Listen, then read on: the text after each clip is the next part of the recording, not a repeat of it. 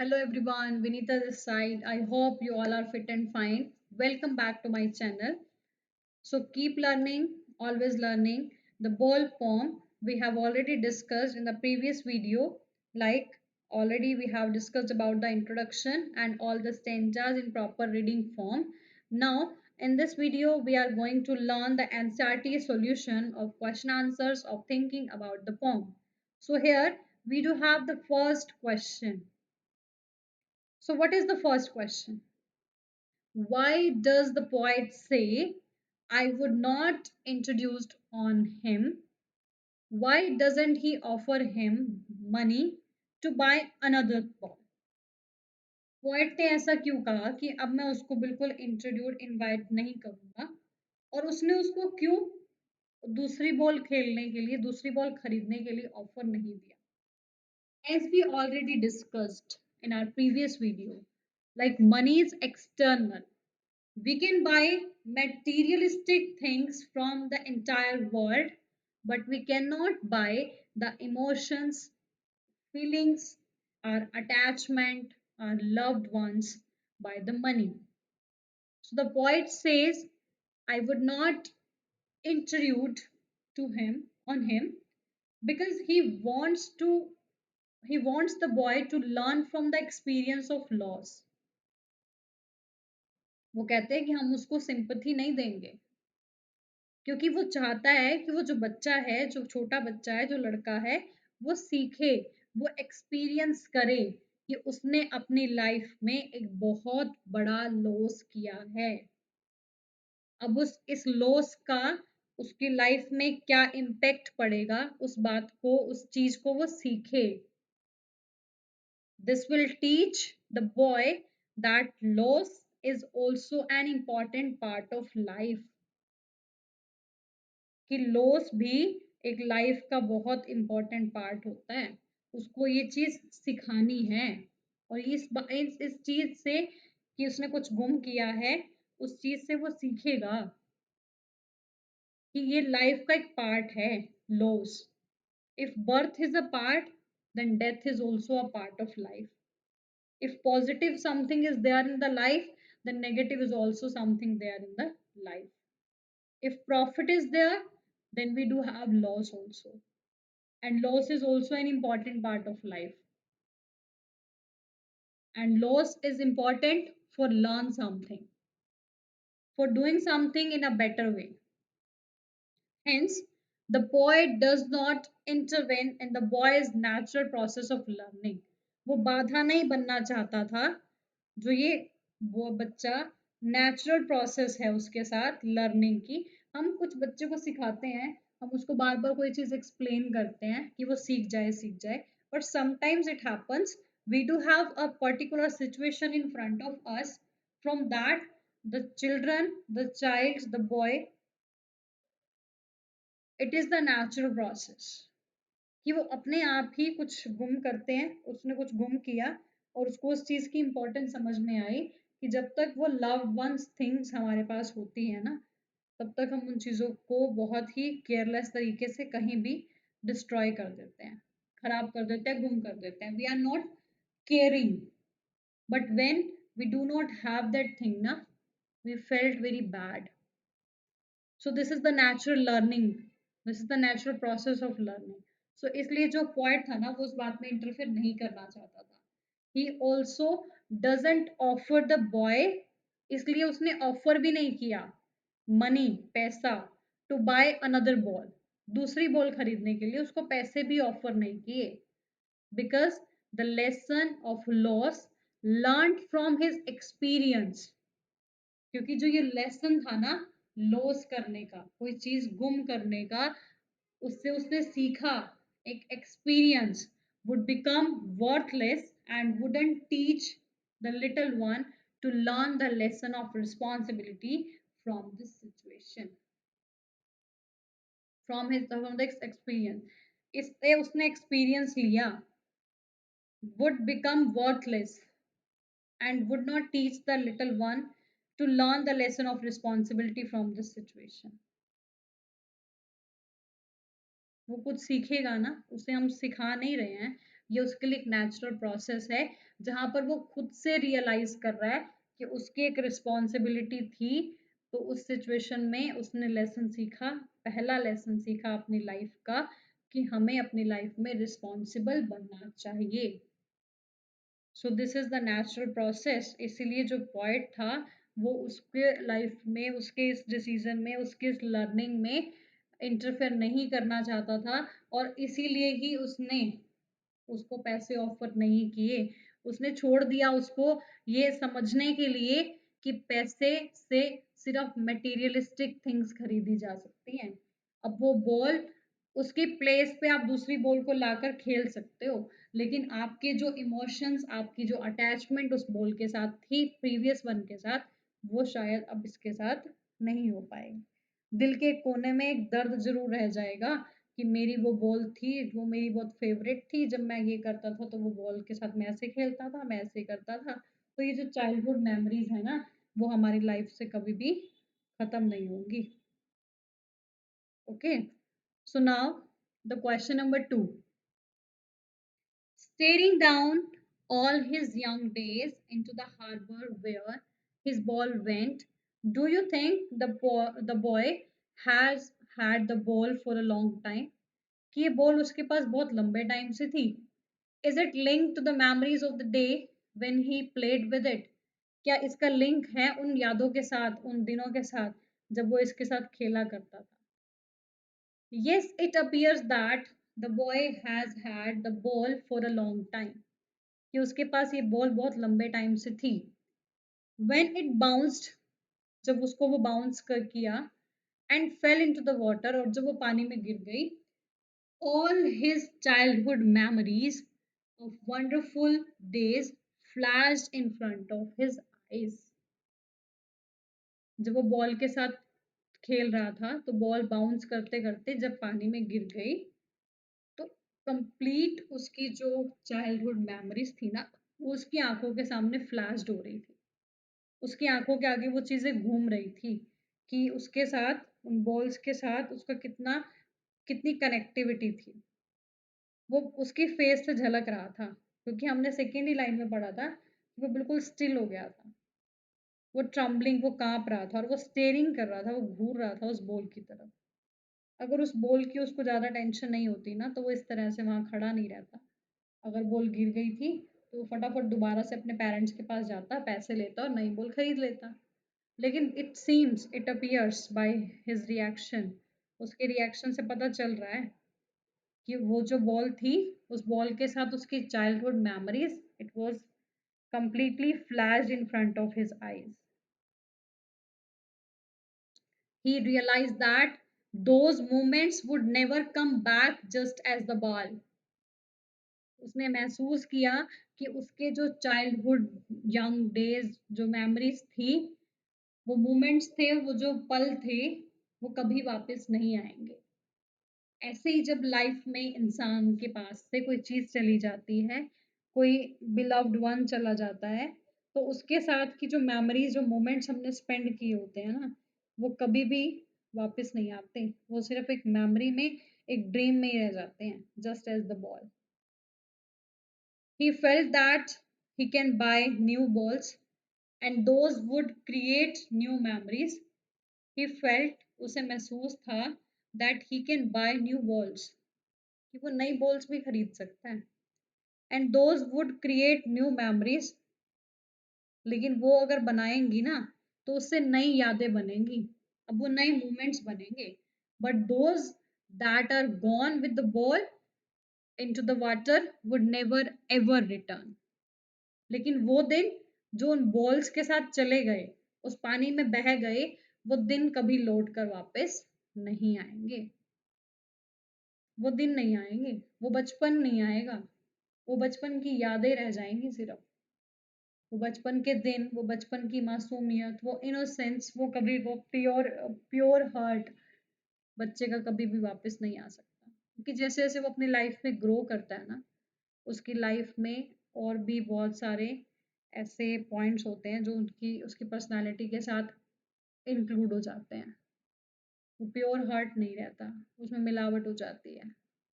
तो वो दिन, वो समय वो टाइम जो उस बॉल के साथ उसने अपने चाइल्डहुड में स्पेंड किया था वो वापस नहीं आ सकता. So definitely it is linked with the memories of the day when he played with it, and definitely he thought that he has had the ball for a long time, and he was very connected with that ball. I hope you will understand. Okay, so come back to the third question. ज़्यादा सोचने की इसमें कोई ज़रूरत ही नहीं है.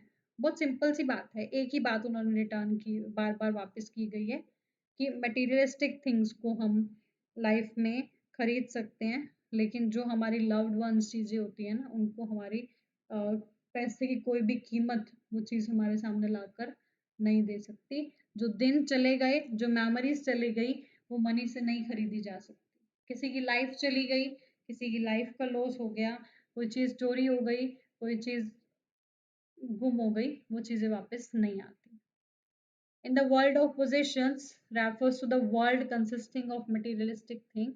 World of possession का मतलब है ऐसी चीज़ों से भरा हुआ संसार जो हमारी खुद की होती हैं. The world consisting of materialistic things, material से भरी हुई चीज़ें. Different people possesses different things such as land, property, money, or any other valuable things. Different people, अलग अलग तरह के लोग अलग अलग तरह की चीज़ों को पोजेस करते हैं, खरीदते हैं, लेते हैं, अपने पास एज अ ऑनरशिप रखते हैं. लैंड हो गई, प्रॉपर्टी है, मनी है, और बहुत सारी वैल्यूएबल थिंग्स हैं. In the poem the poet indicates that losing of the ball by the boy may be a very small thing. कि कभी कहता है, वो संकेत इशारा करता है इस तरफ कि मेरा मुझे पता है कि बॉल का गुम हो जाना that is a very small thing, ये तो बहुत छोटी सी बात है. But this would give him a realization of loss and the experience of losing memories associated with it. लेकिन इस चीज से उसको एक चीज का रियलाइजेशन जरूर हो रहा है, एक चीज महसूस जरूर हो रही है, वो एक्सपीरियंस जरूर कर रहा है कि जब हमारी यादें हमसे दूर हो जाती हैं, जो चीजें हमसे दूर हो जाती हैं तो हम कैसा फील करते हैं. उसने उस लॉस को रियलाइज किया है, उसने महसूस किया है वो एक्सपीरियंस जो उसको मिला है अपनी मेमोरीज को, अपने चाइल्डहुड यंग डेज को लॉस करने से. I hope you will understand. Now come to the next question, question number 4. Do you think the boy has lost anything earlier? Pick out the words that suggest the answer. क्या आपको इस pome में कहीं भी पढ़कर ऐसा लगा कि उस बच्चे ने पहले भी कोई चीज गुम की है? अगर कोई लाइन से आपको लगा है तो आप उसको वर्ड्स को उठाओ और लिखो. No, it seems that the boy did not loss anything earlier, कि पहले उससे कोई चीज ऐसे गुम नहीं हुई है. It is evident from the words that he senses first responsibility in a world of positions. ये बात प्रूफ होती है, इस बात का सबूत है उन शब्दों से जो हमारे लास्ट स्टेंजा में लिखा गया है कि he senses first responsibility in a world of positions. ये बात साबित होती है इस लाइन से कि उसने महसूस की अपनी पहली responsibility in a world of position. इस मटेरियलिस्टिक थिंग्स से भरे हुए संसार में उसने उसकी ये पहली रिस्पॉन्सिबिलिटी थी जो उसने सीखी. तो पहली रिस्पॉन्सिबिलिटी है तो इट मीन्स क्या हुआ, पहला ही एक्सपीरियंस था ना, तो उसके पास से वो चीज़ पहली बार ही गुम हुई है. Okay. This line suggests that the sense of loss gave him an experience of understanding how several precious moments are lost with the loss of a particular object. ये लाइन सलाह सजेस्ट करती है कि जो फीलिंग है ना, जो वो महसूस किया उसने, वो उसके लाइफ में एक बहुत बड़ा एक्सपीरियंस था अंडरस्टैंड करने का कि बीते हुए मोमेंट्स जो गुम हो जाते हैं ना, वो चीज़ें जो गुम हो जाती हैं, वो जो टाइम, वो पर्सन जो हमारे पास से चला जाता है, वो कभी भी लौट कर वापस नहीं आता.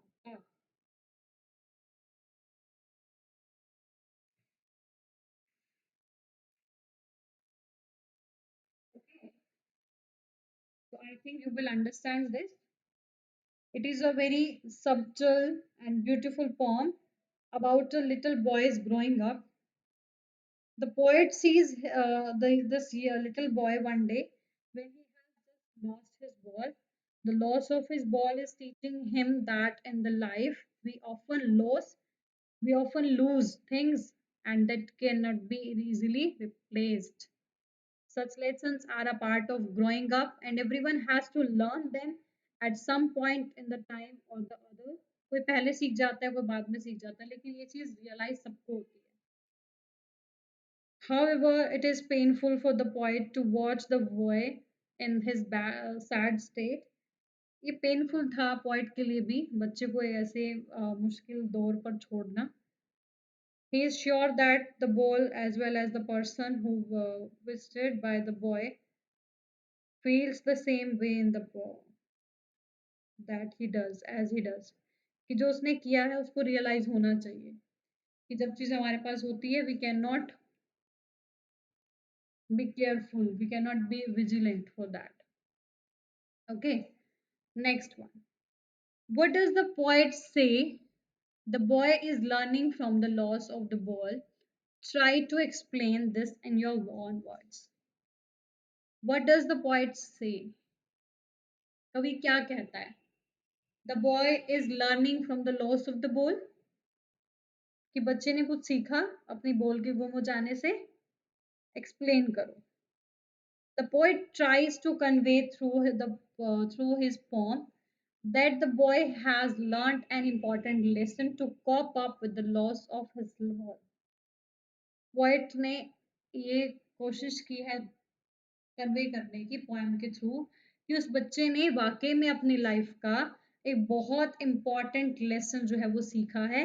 और वो लेसन है कि जब कोई चीज़ हमसे गुम हो जाती है वो चीज़ हमारे पास से चली जाती है तो उस चीज़ के लिए रोने से कुछ फ़ायदा नहीं होता. उस चीज़ को खो दिया इस बात का दुख मनाने से शौक मनाने से कुछ नहीं होगा. वो चीज़ें गई हुई वापस नहीं आएंगी. But the important lesson is that how to cope up कैसे करना है अपने लाइफ में उन चीज़ों को. कैसे उन चीज़ों को भूल कर moving ahead and move on in the life. Move on कैसे करना है. He is experiencing grief and sadness while he grows up in this world full of possessions. He is experiencing grief and sadness.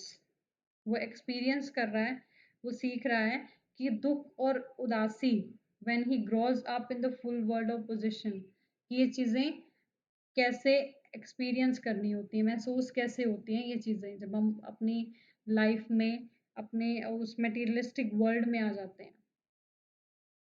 He learns that there are several important things in the life that are lost.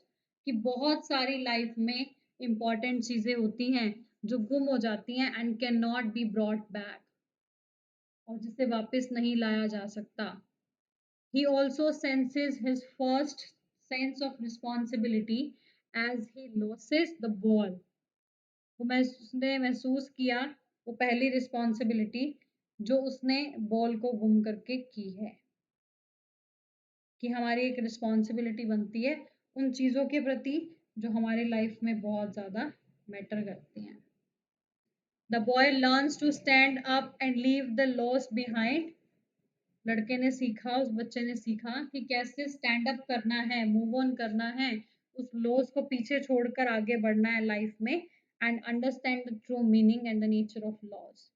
ये exact meaning सीखो इस बात का कि ये loss जो है is also an important part of life. ये अपब्रिंगिंग्स लाइफ में चलती रहती हैं. उन अपब्रिंगिंग्स को लेकर उदास होकर खड़े होने से कुछ नहीं होता. We have to understand the true meaning of that particular thing and try to move on in the life. I hope you will understand this. Now question number 6, and this is the last one question from this chapter. Have you ever lost something you liked very much? क्या कभी आपके साथ ऐसा हुआ है कि किसी चीज को आप बहुत पसंद करते हो और आपसे वो चीज गुम हो गई. Write a paragraph describing how you felt then, कि आपको कैसा लगा जब आपने अपनी एक बहुत ही पसंदीदा चीज को खो दिया. Saying whether and how you got over your loss. आपने अपने लाइफ में मूव ऑन कैसे किया. So this is the personal experience and this is the value based question. You can share your own view also on the same topic, but here we do have a small description over in the form of paragraph. So we are going to start the answer of that last question.